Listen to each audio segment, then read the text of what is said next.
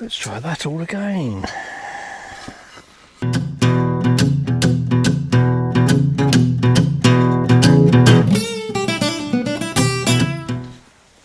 Right, let's have a look at this new stove.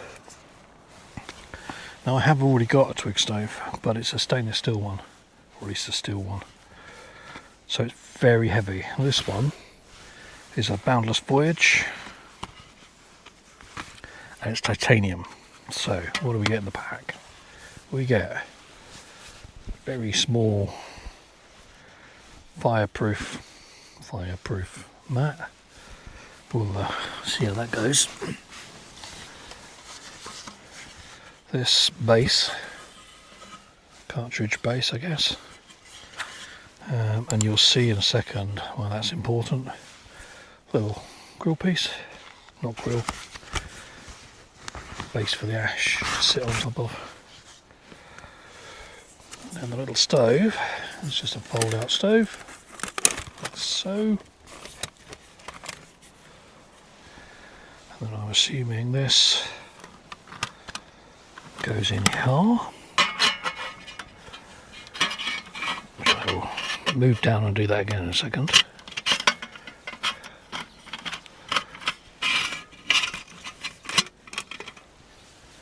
Just push it down here. So see, there's some pins here. The feet sit into the slots.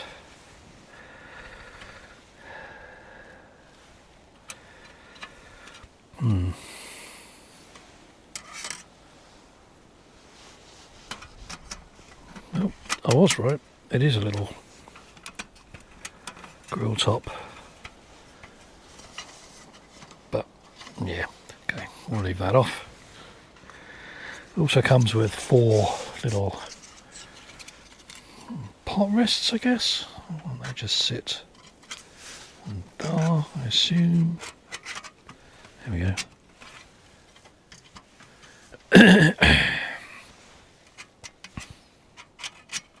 That's so you can set your pot on the top nicely. It's all fairly self-contained. Let's move it up a little bit. There we are. Fairly self-contained. Sits quite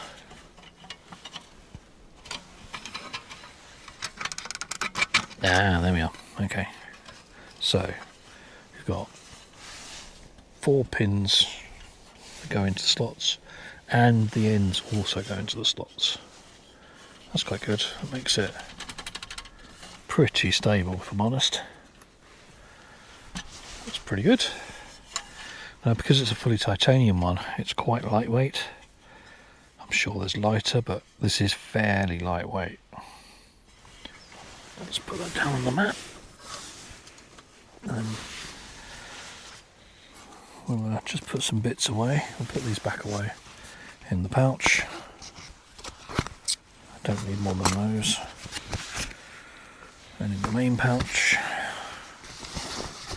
just so we don't lose anything. And then we'll get some twigs and we'll get it all going. See how it compares. Now, I don't think, in fact I know, I haven't done or used my other Twig stove on the channel. I used it before I did anything to do with YouTube. I've used it 2 or 3 times. It's perfectly okay, perfectly good piece of kit. But it's quite weighty and it's quite bulky. And a little bit clunky, and you know, it's got doors and all sorts. That was a Team E special as well, but it was a cheap one. This isn't a cheap one, as far as these wood stoves go anyway. But yeah, I'm hoping, because of its sort of semi-self-contained nature, it should be a little bit better. I hope. We'll give it a try in a bit. Stick with the smaller stuff.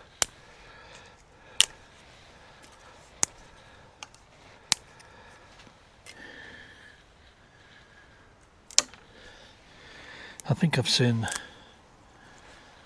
Paul Messner, when he uses his little Twig stove, he takes some garden loppers, I guess they're called, shears, whatever they're called, little ones, so you can cut up some of the small stuff. And I almost did the same. I probably should have done.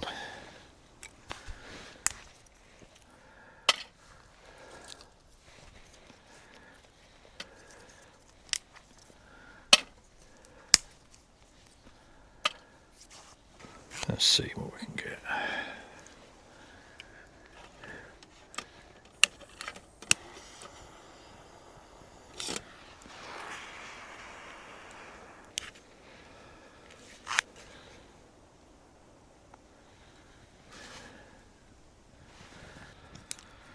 Obviously these little stoves, you don't have to feed them from the top. You can feed them from the front slot. But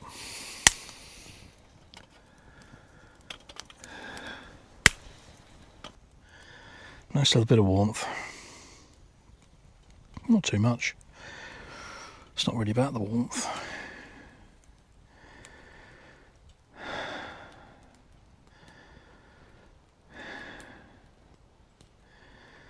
It's nice though. And it should easily keep the bugs away. The other benefit with these little Twig stoves is that really you're just picking stuff off the ground or pulling branches of the trees, whatever it happens to be. You're not having to cut stuff down all the time. You don't need to have massive stockpiles of wood. There is a little bit of a breeze I don't like, so I'm going to let that reduce a little. It's nice, just enough heat. Doesn't have to be too vigorous at all.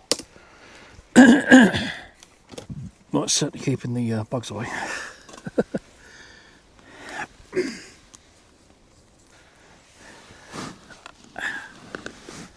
Some embers there.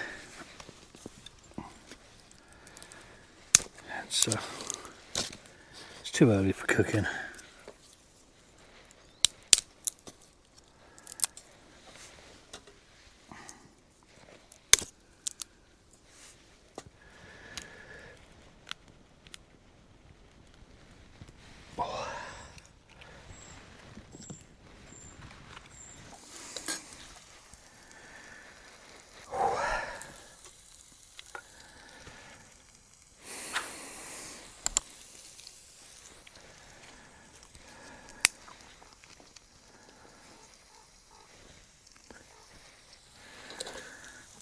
Come on.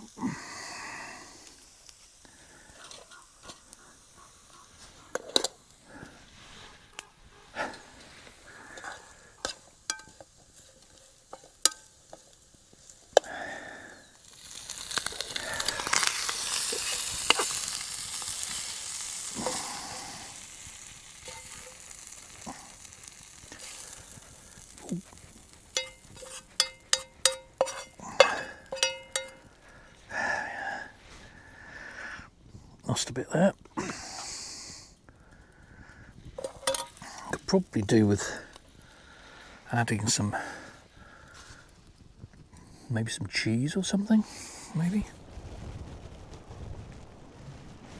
So there's the little Boundless Voyage titanium, what do we call it, Twig stove. Pretty good. I mean, it's a metal surround that you burn shit in, so it's not very technical, but it's a lot lighter than my other one. It's a lot less clunky and clattery than the other one. It is smaller, but you don't really need a huge Twig stove. The small one's really nice. I could fire it up again, keep feeding it and warm up, but I don't have that need to do that today, not really.